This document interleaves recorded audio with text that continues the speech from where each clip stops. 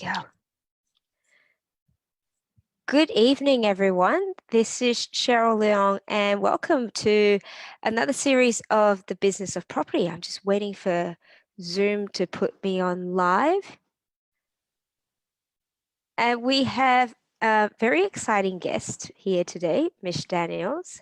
And Mish focuses on commercial property and commercial development, which is not something that we have gone through very much in property development Australia. We tend to have a lot of residential developers, which was the reason I really want to have Mish come and share her experience and her expertise with us, because I'll have to be honest, I don't know a lot about commercial property.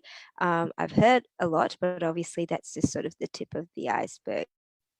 So I'd like to welcome Mish to the business of property and to property development in Australia. Mish, I'm going to read a little bit of a bio so people can sort of get an idea, have a little bit of a glimpse of who you are.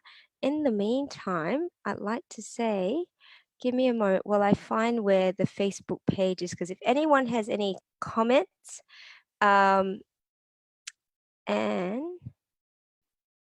will just see if anyone's in the waiting room as well. We have the Zoom link attached. Oh, there we are. We do have people. Bing, bing. If you have any comments, feel free to pop it in the chat. If you have any comments on the Facebook Live itself, feel free to pop it in the comment section, and I will attempt to multitask and check both avenues. Like I said, this is going to be very conversational, and Mish will give you an opportunity, obviously, to share with us your knowledge and also be able to answer some questions as well. So let's hop into a little bit of, I guess, who is Mish Daniels? And Mish, you started your passive portfolio investing from the age of 22. And you've accumulated 28 properties in 29 years. That's fantastic. I know when we talked first, you said you loved renovation. And what is the term that you like? You like ugly, or you love ugly? Yes, my payoff line is I love ugly. Give me ugly, because I love making ugly beautiful. Excellent. And not only have you been in real estate, you're obviously an avid sort of entrepreneur and a businesswoman as well, being sort of from a manufacturing background, which is what sort of exposed you a lot to the commercial and industrial space. Correct, yeah. But you've really spent the last sort of 30 odd years teaching and coaching and mentoring students from sort of entry level positions to senior management, and I've applied it to now what you do in terms of your coaching for commercial development and investment. Yeah, so it's kind of been a bit of an organic beginnings where through the manufacturing, I used to run manufacturing plants, and at the same time I used to run development projects, and I would send the same drivers and the same staff to be doing the same jobs. And the difference was clothing versus building materials. So exactly the same process, just slightly different product.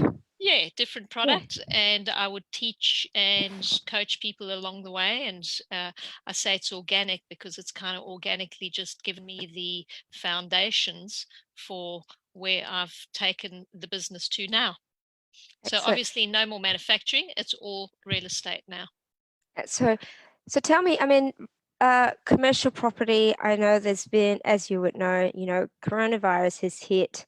Lots of news about job losses, the impacts on retail and commercial and all of that. How has that meant? What's really happened in the space in the last 3 to 4 months? Okay, very interesting question there, Cheryl. And what's basically happened is exactly what's happening in the residential sector is happening in the commercial sector. Commercial obviously is a little bit slower, and being that commercial is our bread and butter, a lot of those businesses obviously have been hard hit. Now, what we're seeing is that the businesses that were on very, very shaky legs are buckling right now and probably won't be able to sustain themselves. However, the businesses that were pretty firm and doing pretty well have managed to carry themselves through these last 2 or 3 months. And what we're anticipating is that those businesses, and we've actually started seeing it coming through, that those businesses are strengthening, and we guessing that they're actually going to strengthen and grow exponentially. So the ones that are surviving are actually doing very, very well for a number of reasons. A, that they could sustain themselves, and B, that a lot of their competition have probably fallen off and they're picking up a lot of that business. Okay. So in terms of, I guess, percentage-wise, if you look overall with the commercial space, what sort of percent out of 100 have been adversely affected by coronavirus? Look, I couldn't give you a figure off the top of my head. I mean, that's something more for the statisticians to have a look at. But I can tell you just from the small retail space that we've been working in, I would say at this stage we're only seeing probably about 5 or 10%, but it's still very early days, considering that a lot of those businesses are only really starting to open up again. You know, if you Yeah. think about it, the gym's only open today. So we haven't really seen the full effect of it, but where we're really going to feel it and where we're going to see it is when the government assistance stops, which is in September. So in other words, when the employee payment stops, I think that's where we're really going to start seeing, you know, who's going to survive this and who's not. Yeah, yeah. And so, okay, let's step back a little bit and go back to sort of commercial development and commercial property 101. Right. What's considered commercial? And maybe I know we put together a little slide here, so it'll be a bit of an educational session. So let's Okay. share your screen. I'm going to say hello to everyone that's joining in. Nang, how are you doing? Kieran, thanks for joining. If you have any questions, please feel free to pop it in the chat, and the same to you as well, Michael. Right, yeah. Okay, so can you see my screen there, Cheryl? Absolutely. Okay. Um, So just to answer your question, what is commercial? Commercial is basically anything where you're running business out of. So we'd start off with the very basic of commercial, which would be a resi-mercial, where you've got traditionally in the old-fashioned days, you had commercial at bottom, mom's fish and chip shop, and they would live upstairs. So we would call that resi-mercial. So you still get quite a lot of that, especially in regional areas. However, it's sort of fading away. And in fact, it's kind of starting to do full circle where those resi-mercials have faded away and turned into full commercials. And now what's happened is with the gentrification of areas, they've realized that there's, especially in smaller precincts, that resi-mercial is still very valuable. So they're bringing back in development, you'll see quite a lot of we call them shoebox manufacturing, where you've got your little residential downstairs and your apartment upstairs, which is a hell of a lot smaller. So it's smaller, smarter spaces than what it was traditionally. Okay, so and I've seen actually interesting. You mentioned that there's I was watching a video today on some shop top housing. So is what you're saying is that mixed use spaces are becoming less mixed use and just more commercially focused? Yeah, so things kind of went from that mixed use resi-mercial into full commercial, Yeah. and then and now in new precincts they kind of bringing it back. So I've just popped a screen up there just to explain to people the difference between commercial. So essentially, we say in commercial that there are 3 different types of commercial. And yes, they do dovetail each other, but your essential 3 commercials are commercial office, which would be high-rise office or street-level strip shops. Then you've got your industrial, which would be warehouse, which could be massive industrial. and what we call light industrial or tilt slab. So it would be your smaller units of industrial. And there's so many variations around that as well. So I'm just making it very simple by, identifying three. And then you've got your retail, which would be large retail complexes like your Westfields. And then you've got your smaller mom and pop retail, which would be strip shops or little family retail shopping centers and the likes there. And do you personally invest in all three segments? Yes, absolutely. And one of the things that we do and that I very much advise my clients to do is to spread your risk. So, this time around, we've been hit by COVID-19, which has affected retail in a very big way. However, there's certain pockets in retail, certain sectors in retails that have actually strengthened as a result of it. And in previous years with the GFC, industrial was hit pretty hard. And retail retail kind of survived. So it's a very good idea to have that lovely spread across your portfolio of a little bit of everything. It's a bit of mitigation of risk, basically. Yeah, and That's what that's we a really believe. interesting point because when you look at the residential space, um, there's not a lot of different asset types that I mean, there are, but not a lot as in the differences you have in the commercial space there. You could be renting townhouses or units or, houses, but Yeah. effectively you've got the same sort of tenant. Yeah, well, in terms of types of tenants, and that's a very interesting thing because whenever I speak to people about the differences of residential versus commercial, in terms of the people that you're renting to, your tenants. In commercial, you find that your tenants understand business. They are business people. Mm, Okay, they've got a business mindset. So the lovely thing about it is their business is basically their shop front of how they want the world to see them. So it's very unlikely that they're going to wreck the place because that's their source of income, mm, you know. Um, which is that's one of the nice things about commercial is the tenants generally tend to be a little bit more responsible as opposed to residential. And please don't think that I'm undermining residential here. I've had residential for many years. um, and I can tell you stories about moving from residential and why I've moved more towards the commercial. Lovely stories, in fact. But we won't get into that when we no, have time. yeah, yeah. But it's just that massive difference of mindset. It really is what we're talking about over here is mindset, Mm, and the importance of that's bread and butter. That is the dollars coming through their doors. So there's a fundamental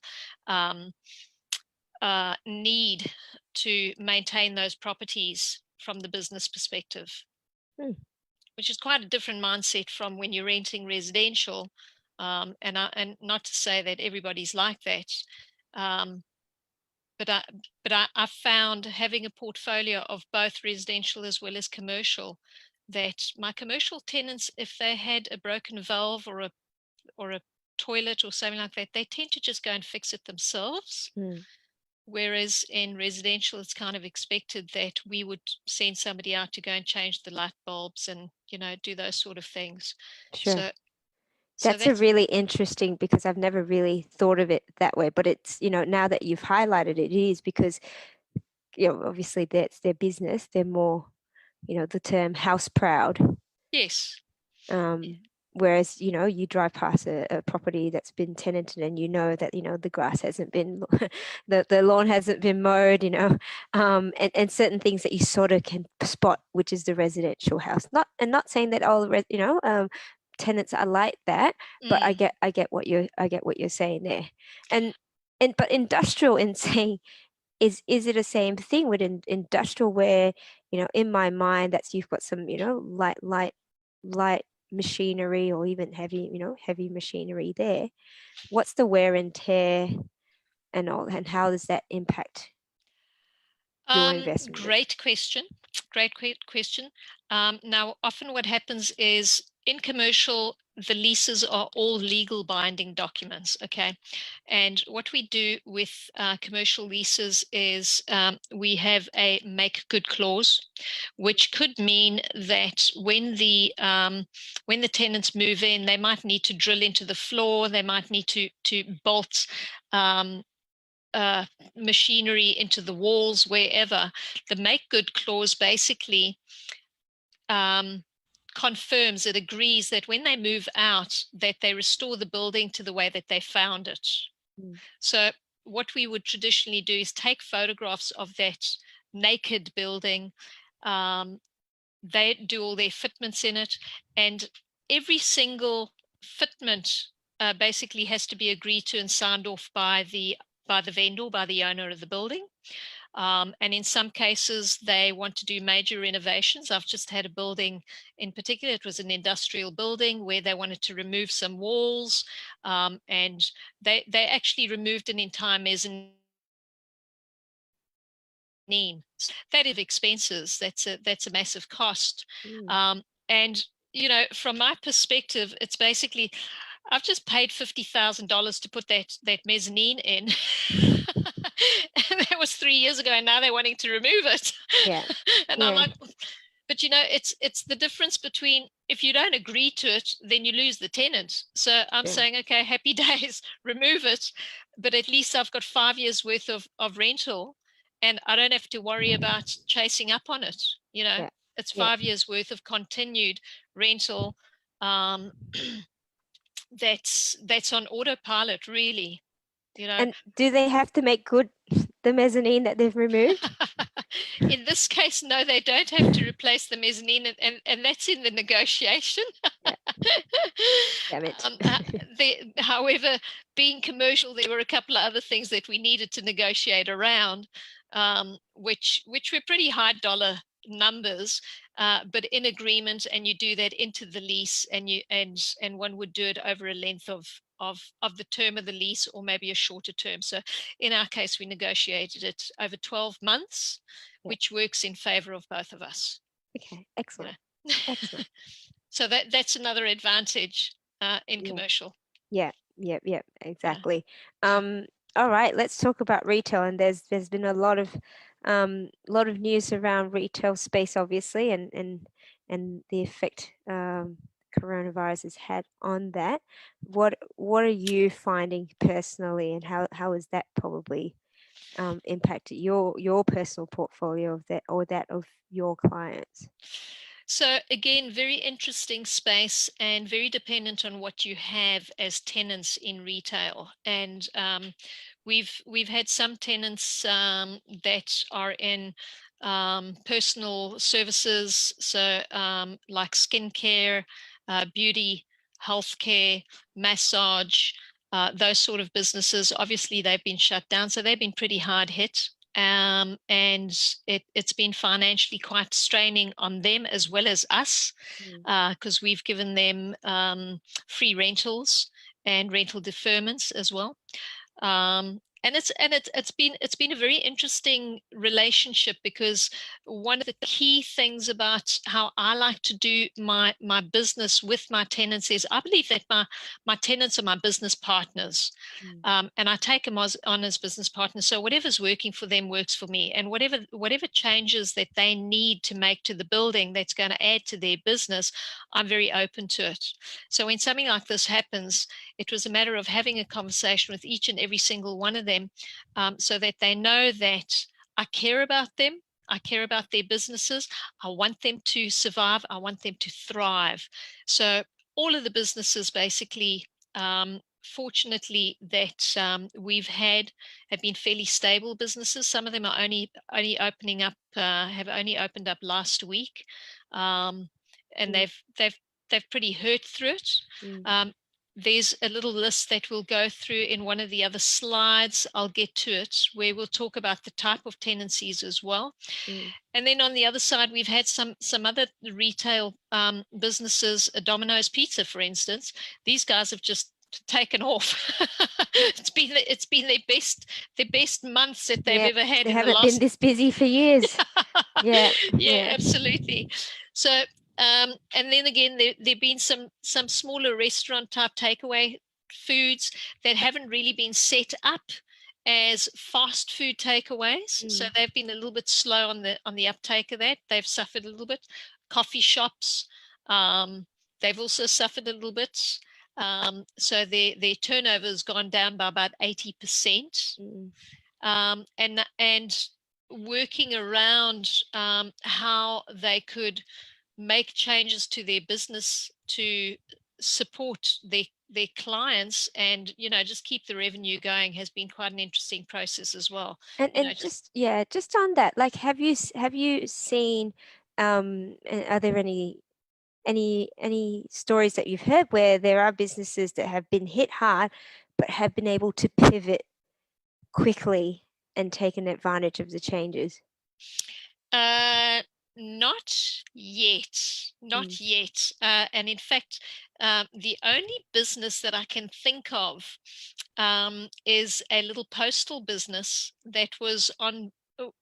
It was on its knees. It was about to collapse in November and December of last year, and COVID-19 hit, and this business has just taken off like it's shot through the roof. It's mm, just gone ballistic. Yeah. Um, and that's purely because of deliveries, because mm. it was a distribution center, so a postal distribution center. And I really, really hope that those kind of businesses continue, so um, I really hope that COVID-19 has had its advantages in saving those little businesses and giving them a new, as you say, a new pivot in the right direction. Yeah, yeah, and that's really, really interesting. Kieran has said here, so tenants' business performance is the key driver for return on commercial property. So he's asking. 100%. Um, well, in fact, I can't say it's 100%, but it's largely a key driver in commercial property, because bearing in mind that the strength of your lease is where your cash flow is coming from. So the stronger that the tenancy is, the stronger your lease is. The longer your tenant wants to stay there, the stronger your lease, the stronger your deal. Does it make you want to spend on all your tenants just to support them?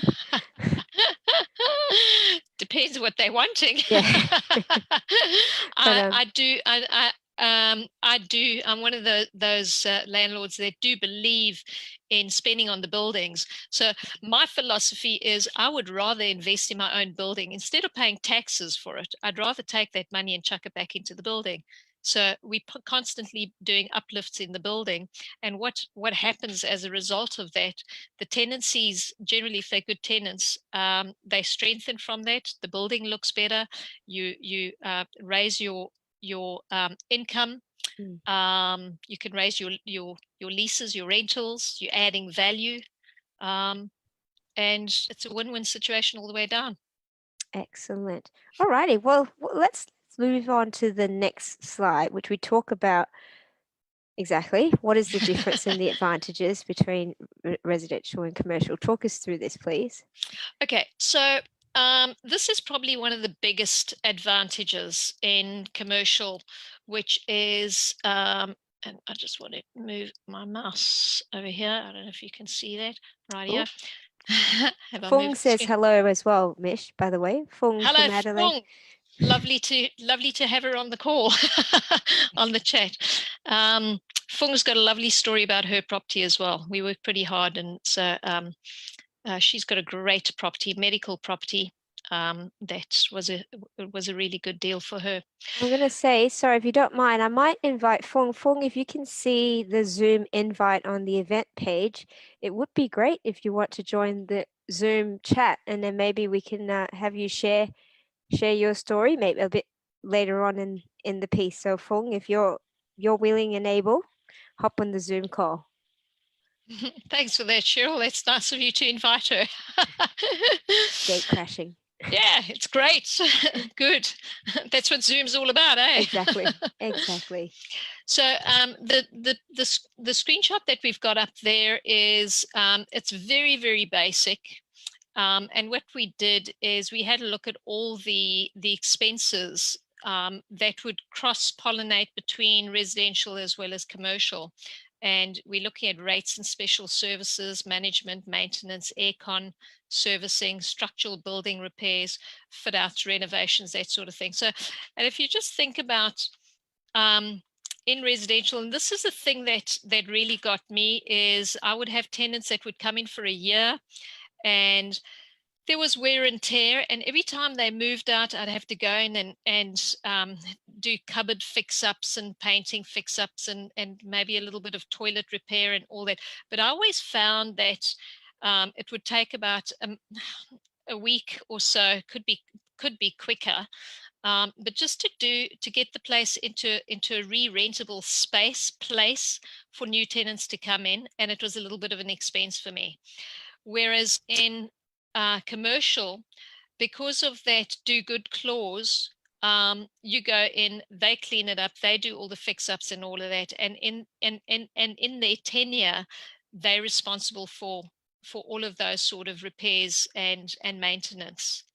So 90% of commercial leases are net leases. So in other words, the tenant pays for all the outgoings. And that is a massive, massive, massive bonus where your tenant's paying for your rates, your services, your management fees, your maintenance, aircon servicing. If there are any structural defects, so everything that has got to do with the actual building itself is for the landlord's account, but everything over and above that can be, and I don't say it is, it can be for tenants' account. Okay, so that we all chuck into the outgoings, which means that in residential, if you've got a lease or a tenancy that is maybe a 6 or a 7% yield, if it's not a net yield, you're going backwards.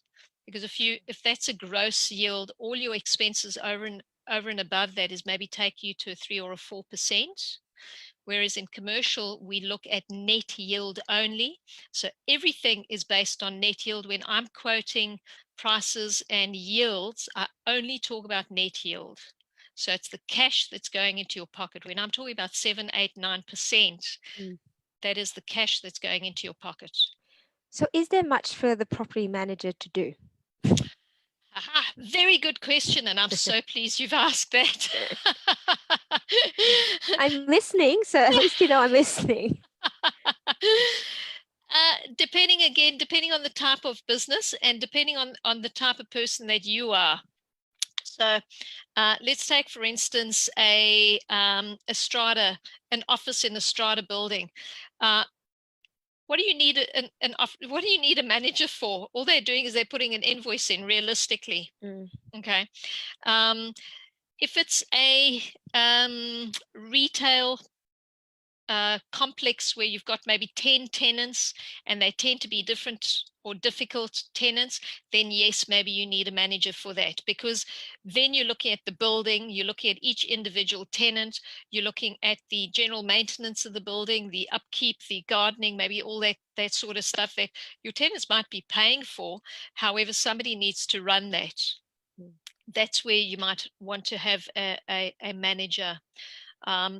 If it's just one industrial business, or if it's just one industrial warehouse, sometimes you don't need a manager. So yeah. I'd always say, depending on the type of person who you are, if you want to get your hands dirty, if you want to do that yourself, and or the type of commercial building that we're talking about. Okay. And so one of the things and people often say is, commercial's got great returns, but there's higher risk as well, because what if you lose the tenant? Everybody's biggest fear. So what we do in commercial is mitigation of risk. And I do that through a series of strategies. And I'm not going to go through all the strategies here. However, when we start a journey in commercial. And when clients speak to me about their fears of vacancy, we have to look at the probabilities of everything. So we have to look at why, number one, why do those properties become vacant? And what we find is 90% of the properties that we see are vacant are largely because of a fallout between landlord and tenant. That's probably one of the biggest, where landlord gets greedy, tenant can't afford to pay rentals anymore, there's lack of communication, and tenant says, well, I can't afford it, I need to go. Now, one of the big things, and what I said earlier, is work with your tenants, because your tenants are as important as your building. You know, they're on par 50-50. So I really believe I have personal relationships with every single one of my tenants. They can pick up the phone and speak to me at any given time.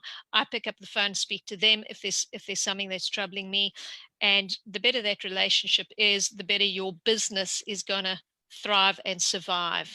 That also allows me to know how their businesses are doing, and I have open conversations with them. If their leases are coming up for renewal, I like to find out how their businesses are doing. Do they want to carry on in the business? Do they want to move on? Are they expanding? Do they need more space? Do they want to shrink down? You know, these are very, very important conversations that you got to be having. So with regards the fear of vacancy, unless the business seriously goes out of business, I always say that the number one reason is communication. So there are many other reasons around that. However, in my opinion, I would say the biggest cause of vacancies is communication, and it's that lack of management, of managing the relationship and the communication with your tenants. Yeah. So how much do you understand their business, and what do you look at when you're assessing a suitable tenant for your properties? Everything. We look at everything. We Yeah. try and look at as much as possible. So the biggest thing about commercial, when you're buying a commercial property, your biggest thing is that obviously you want to know that your net yields are strong. You want to know now. In fact, I'm just going to stop you, and I'm going to change topics slightly. Okay. I'm going to give you a little piece of gold. Excellent. We like gold. Okay. I always say in residential, you've got basically two areas of due diligence. Okay, you've got your building and you've got your area, and there are a couple of other little bits and pieces around there. Okay, in commercial, you've got 5 areas of due diligence. So commercial is a lot more difficult because you're having to do due diligence against around 5 areas. You've got your building, you've got your area, you've got your tenants, you've got the strength of their business, you've got the surroundings. Okay. Um, we also have a look at those businesses, and we look at the moving parts in the businesses. So are they working in that area? So there's so much more when buying a commercial property that you need to know. And I'm very fortunate, Cheryl, because I've spent 30 years building businesses and running businesses. So I understand the business aspect of commercial. And I think it's fundamental that you have some sort of understanding, you know, of cash flow statements and that, so that you can look at your tenants and say, yes, they're a strong tenant, or no, they you know, they're suffering, they're weak. So we need to know how the tenants are doing when we're buying those commercial properties. Yeah. You know, Yeah. so one of the biggest things is knowing the strength of the tenant, and of course the length of the lease. Excelente. Alrighty. Let's move on and have maybe have a look at the difference between what you might invest in. Oh, apples with pears. Right. The same Okay. amount with the same amount. Okay, so this is just a quick little snapshot of some numbers that I did a little time ago, and I've just used the 590 in residential versus exactly the same.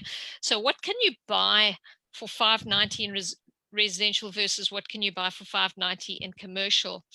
And I've looked at the rentals in residential, and all the fees involved. So the agent's fees, council, water, rentals, mortgage repayments, and what your cash flow is at the end of the day. Now, of course, this excludes HMOs or multi-level living, those sort of things, because obviously your expense is a little bit higher and your income's quite a lot higher as well. So this is just your ordinary Standard. rental, okay, Mm. versus commercial. Now, generally, if it's a good commercial, you're going to be getting a far better lease. So let's say, for argument's sake, this is a Domino's Pizza. You'd be getting a far better lease because you're actually paying a premium for that business as well as for the building. Okay. So just to explain that, the building has a certain value. The lease adds to the value. So a Domino's Pizza shop, for argument's sake, if it's vacant, it's going to be worth, let's say, 200,000. The minute a Domino's Pizza, so a brand name, comes into it, it's going to almost double in value. Okay, if that explains it. So here, for instance, you've got rental per week of 1230. You've got exactly the same. You've got the agent's fees, the insurance, the rates, the maintenance, your mortgage per week, and your repayments. However, your cash flow at the end of the day is a hell of a lot higher for two reasons, because your rental per week's higher and also your tenants are paying those outgoings. And what is the LVR that you can get on a commercial? Changing at the moment in a big way. Lenders are pulling back majorly. Yeah.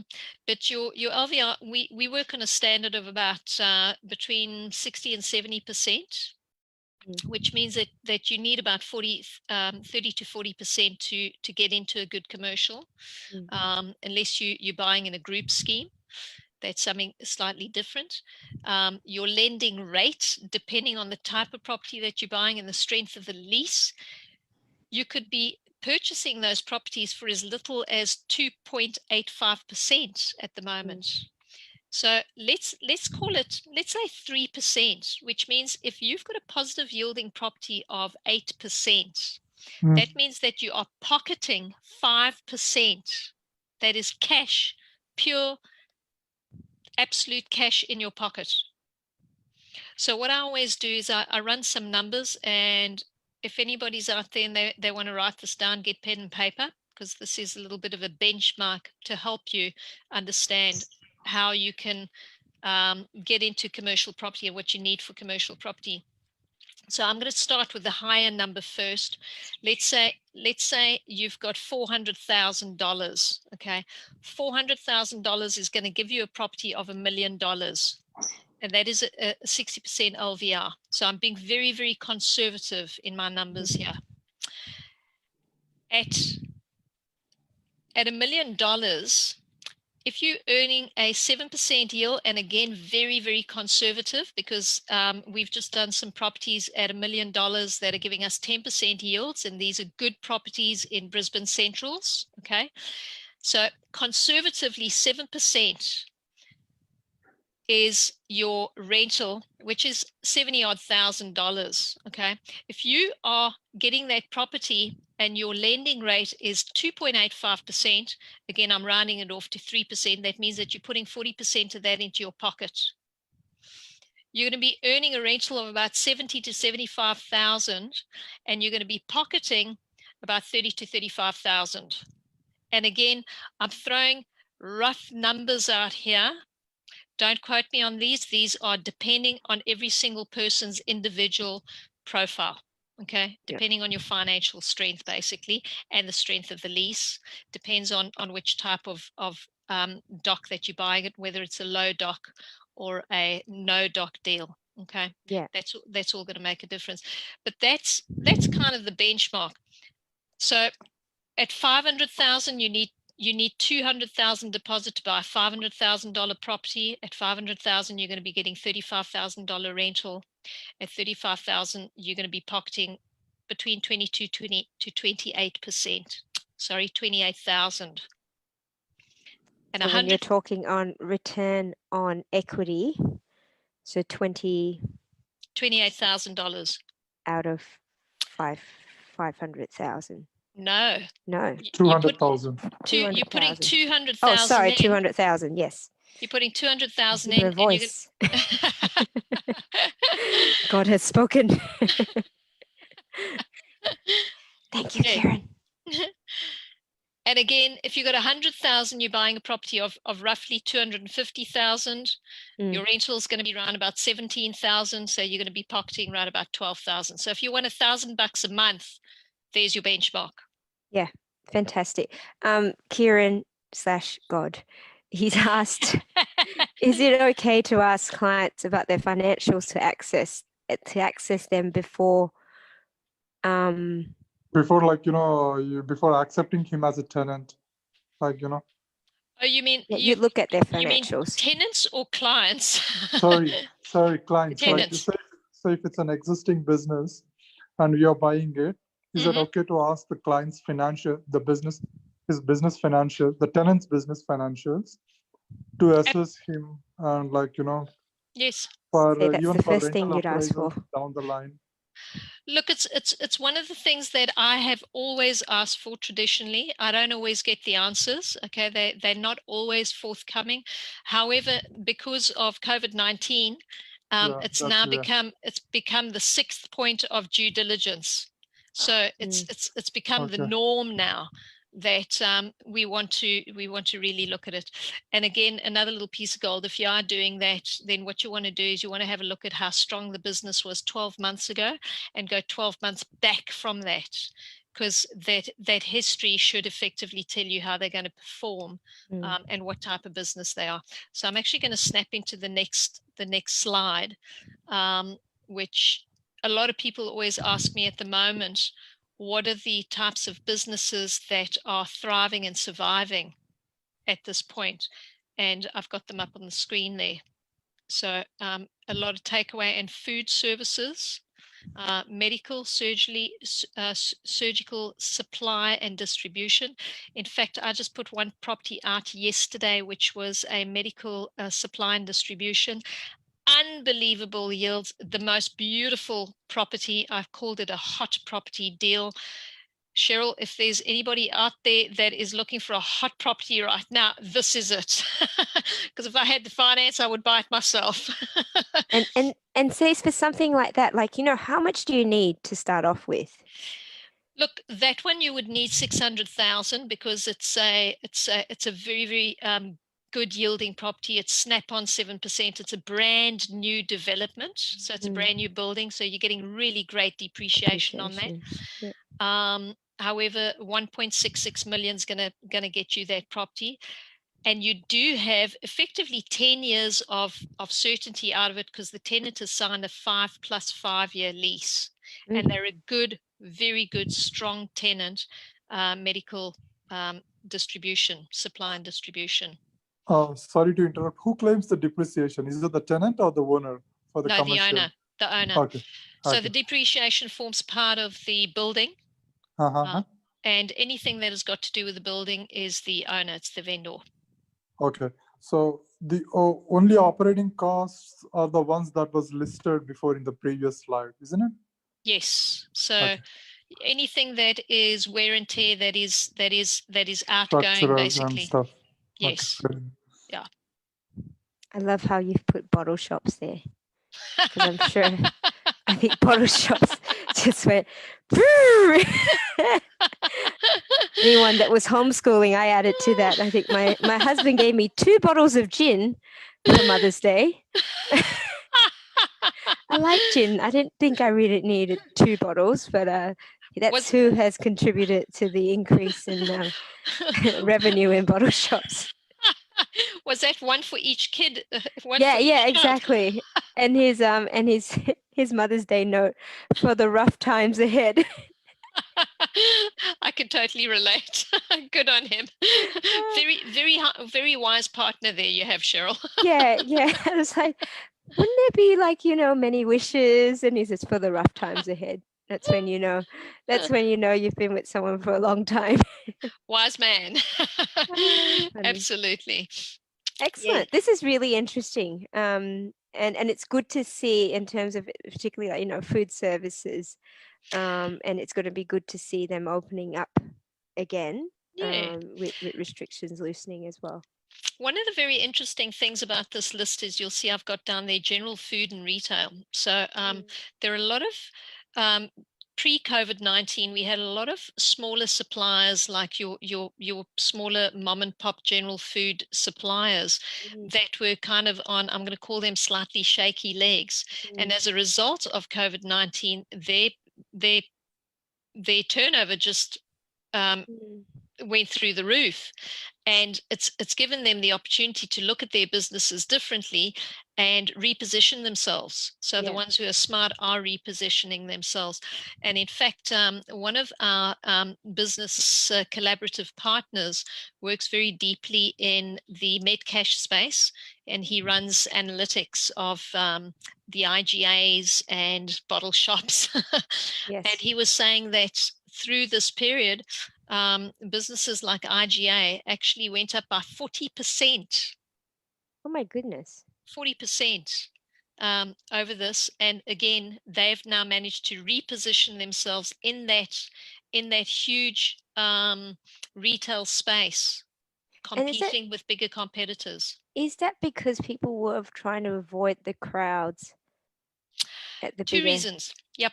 Number one was the crowds. They were avoiding the crowds. Number two, it's moved very much to park right outside the door, run in, get what you want, jump back in your car, and off you go. Whereas if you think about your bigger retailers, you've got to park your car, walk through quite a lot of people, go through a shopping center, a lot of people, you know. So True. it's made that massive change, you know. So it's good repositioning. Very interesting, that point. We live walking distance to an Aldi, and it's been great because it's allowed us to, I said, just one of us walk to Aldi, as opposed to having to load everyone in and take everyone for the shopping.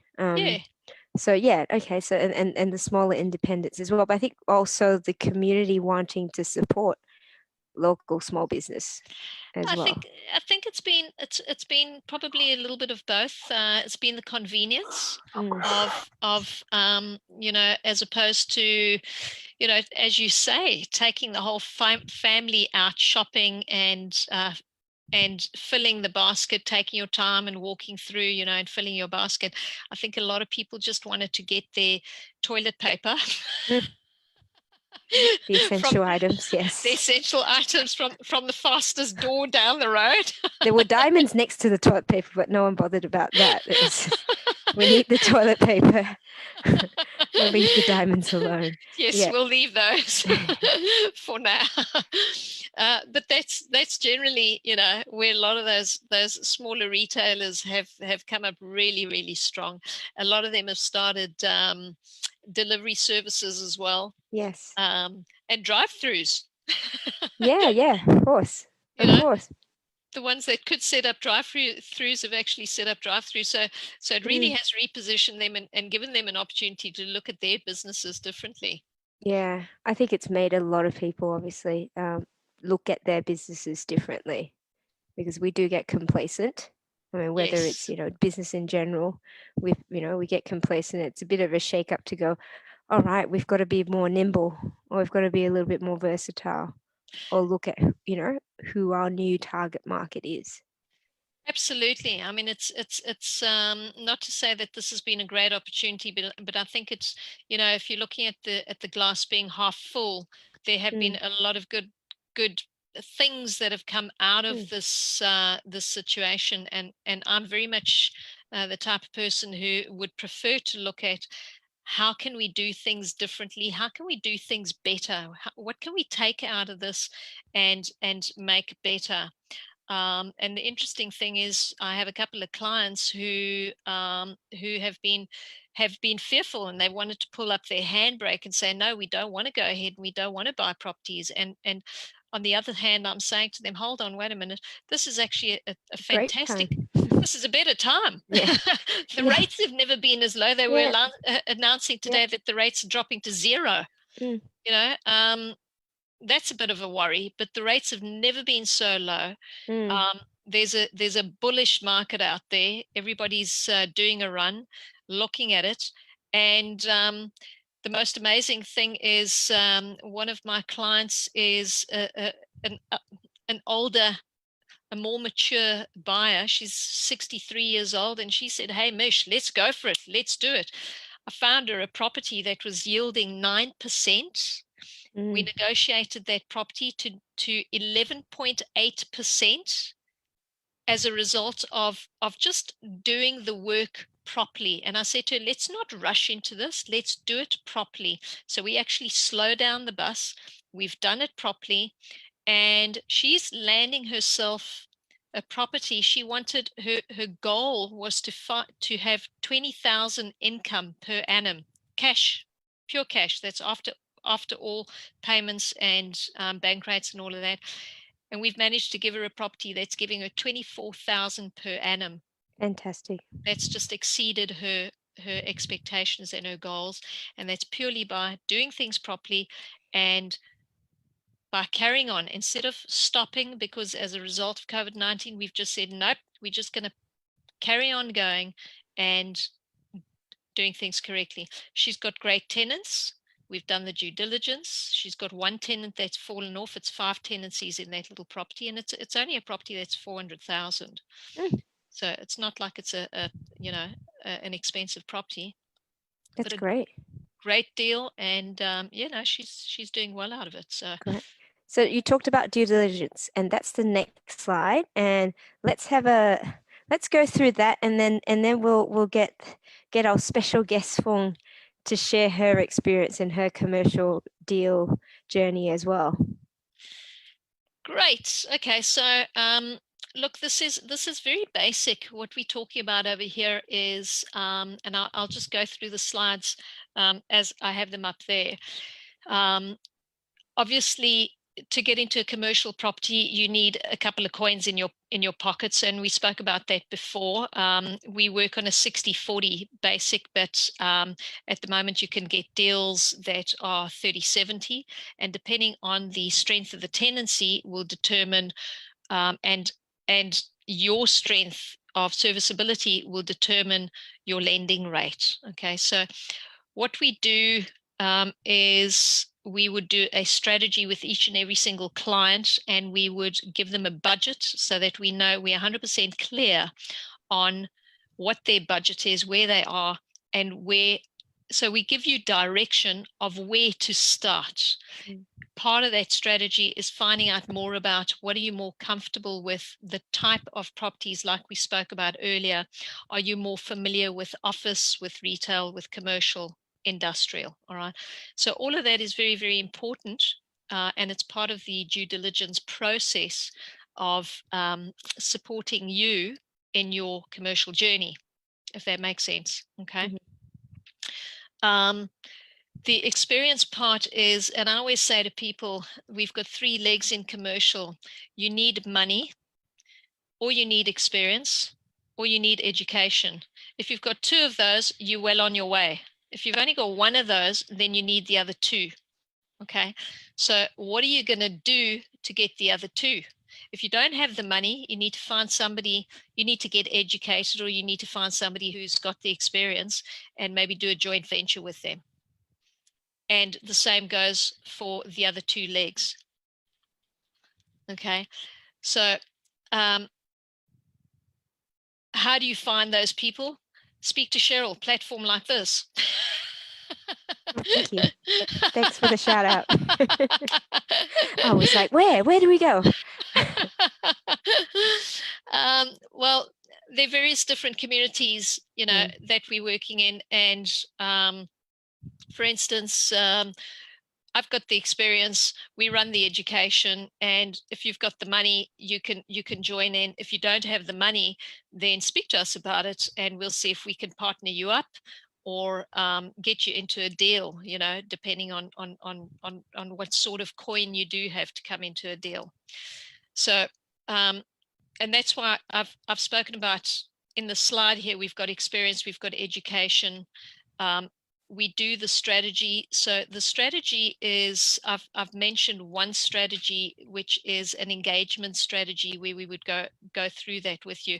And Cheryl, realistically, not everybody can do commercial property. So we've got a lot of clients who are very fearful of doing commercial property.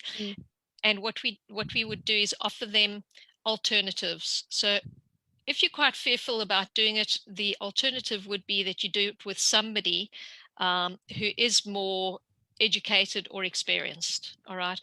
And learn the process of how it works, because commercial, although it is real estate, it is property, it works very differently. So because it's got so many different moving parts, you want to make sure that you're working with somebody who understands all of those moving parts and that can support you right throughout that journey. Now, one of the things when we're doing this, when people do engage with us, I always say to them, one of the other things that is very, very, very important, and I'm really going to stress this, is the support of using commercial specialists. Because what happens is a lot of people would come on with us and I'd say to them, okay, we need to get you in front of the broker, we need to get you in front of the financial strategist, and it doesn't cost you anything. I mean, these are services, they're part of my team, whom I share with my clients. And the reason why I do that is because when the rubber hits the tar, when we're in a deal and you hit a roadblock, you want to make sure that you've got existing relationships with all of those people, with the legal guys, with the financial guys, so that I can pick up the phone and just say to them, hey, this is what's happening and we need to get through this problem. Can you help us out? You know, and because I'm working with them all the time, they make things happen. I'll give you I'll tell you a little story. It was one of my coaching clients. She went off and she found herself a property, and she didn't tell me about it. She didn't bring it back to me and help and ask me to help her out with it. She went and she signed the contract, and she phoned me 3 days before it was going unconditional, and she said, Mish, look, I've done this. Can you have a look at this property, please? And I took one look at it and I recognized the property because, I mean, we're all over the commercial properties. I recognized it straight away and I said, oh, okay. I said, have you checked the strata? And she said, yeah, everything checked out. Now, just to give you a little insight, this was in a strata block with 58 tenancies. And beautiful unit, beautifully painted out, and new electricity and security and all that kind of stuff. And I had actually seen this property about a week or two before she had gone and signed for it. And I picked up something in the strata search. And when I asked her, I said to her, did you read the strata search? And she said, yes. I said to her, did you have somebody check that for you? And she said, well, no, but everything looked okay. And I said to her, did you notice the minus 98,000? And she said, yeah, she saw that, but she thought it was okay. I said to her, do you know that the minute you sign that contract, you are liable for $98,000? She said, what? I said, yes, you are liable for that 98,000. The minute you sign that, you take on ownership of that debt. And she freaked out. This was at about 3 o'clock on a Friday afternoon. I said, get hold of your solicitor and get out of this deal now. You need to pull the plug on the deal. And she phoned her solicitor and she said, he's gone away for the weekend. I can't get hold of him. I said, well, what are you going to do? And she started panicking. I could hear her blowing smoke on the other side of the phone. And I said to her, look, no worries. Send me the contract. I'll sort it out for you. I phoned my solicitor. I said to him, mate, we've got a little bit of an issue. It's not your problem. You didn't do this. Please, can you help? Please, I'm calling in a favor. Long story short, her deal was going unconditional Monday at 5 o'clock. My solicitor jumped in and managed to cancel that contract at 6 o'clock on a Friday night. He managed to get her out of that deal. Fantastic. Okay? And that is the strength of the professionals that we're working with. the support when I've got support up there on the team, on the screen. That's the kind of support that I'm talking about. Excellent. So in finance, exactly the same thing happens. When finance falls over, I pick up the phone, make a couple of calls and say, let's do this differently. Great. Well, I'd like to be able to share one of your, I believe Foong is one of your students. And she has, hi Foong, are you there? I'll give you a heads up as well, Mish. There are some questions on the Facebook page. Okay. So after this, because I do want to have Foong on to sort of help us wrap this up as well. If you wouldn't mind hopping onto the Facebook page and responding to a few comments, that would be great. You're asking me to hop onto the Facebook oh, page? not at the moment. Not at the moment. when we're done, there'll be a few comments and questions there for you. Holly's asked where you're based and what your business name is, and I've responded. But there are a few other questions as well. But if we could, Foong, are you there? I'll pop that onto the screen in the meantime. Okay, I'm gonna unmute you. Ask to unmute. Yep, I'm here. Hi, Foong. How are you doing? Hello, Foong. Well, hello, Mish. Hi. Do you have your video, or would you prefer non-video? That's fine. No, we can do video. Hang on, let me turn it on. Yep, I'm on.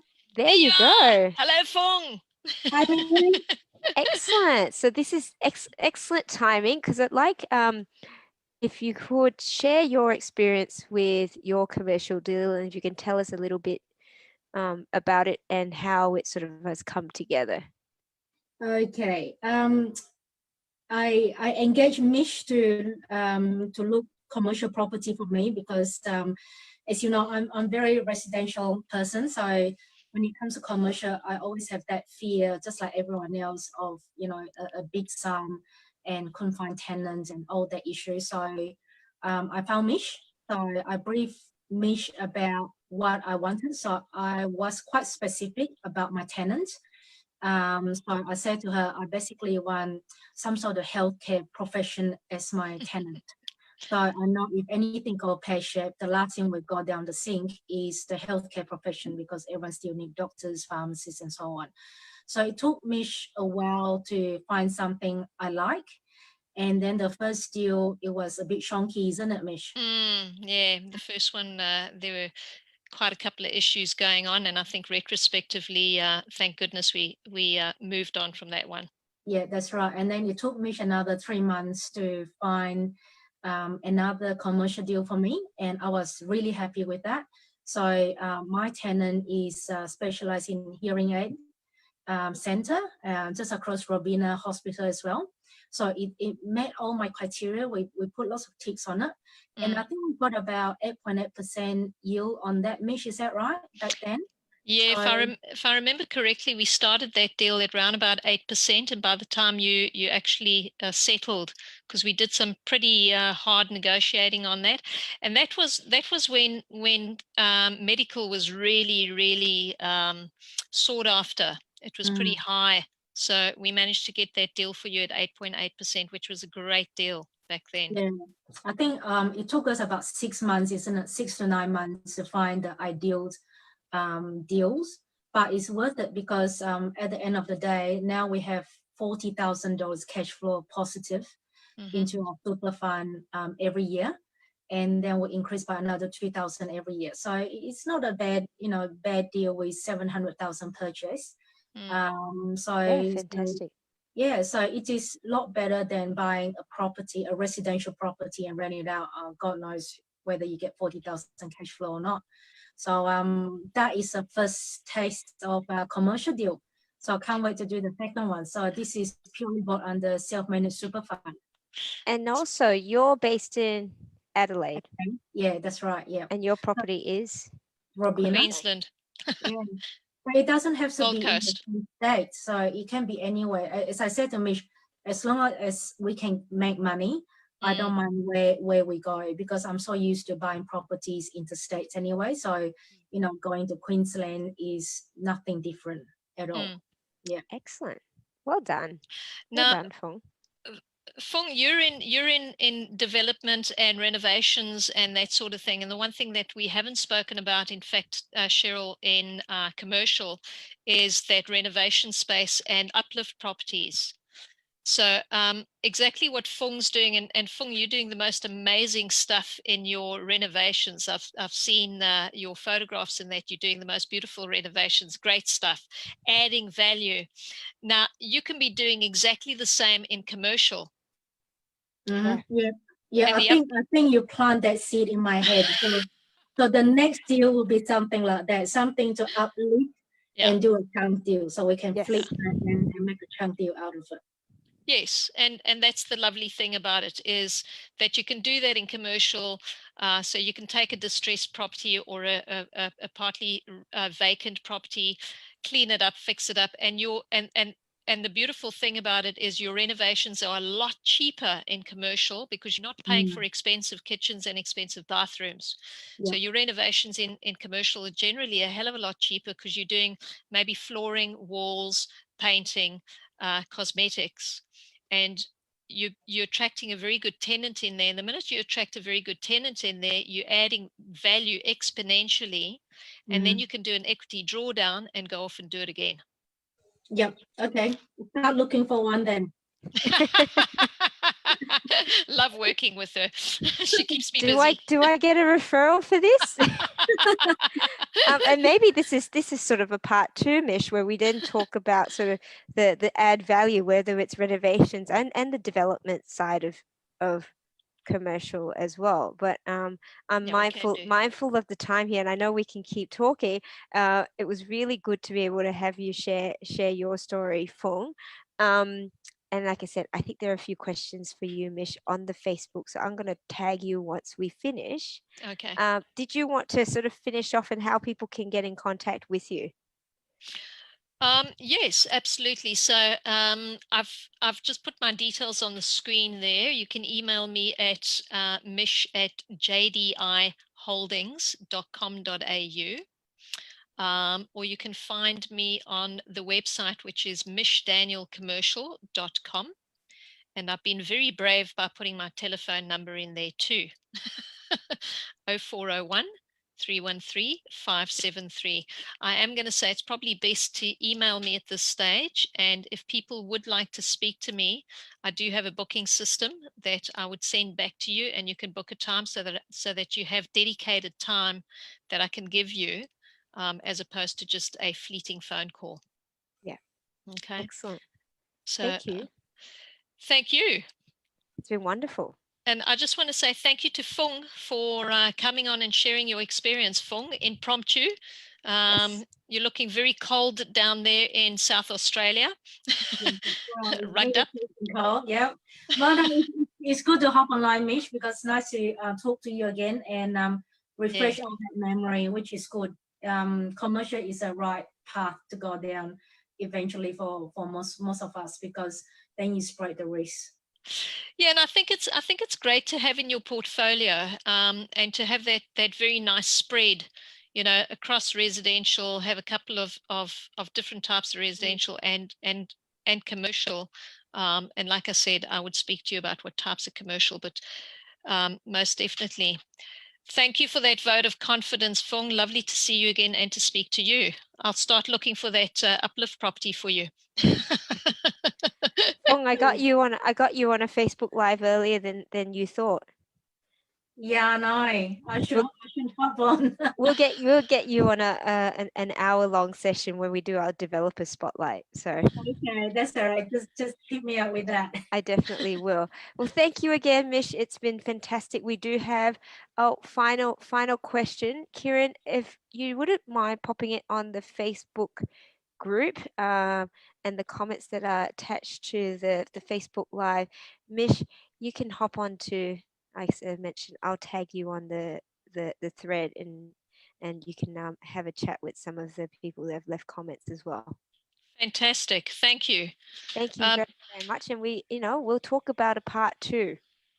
Great stuff. It's really been lovely chatting to you, Cheryl. It's always great chatting to you. I just love your energy and your spirit. Thank you so much for inviting me. And the same here. It's lovely that we finally got you here too. Have a It's good been a pleasure. evening. All right, you too. All right, bye Thank you. everyone. Bye now.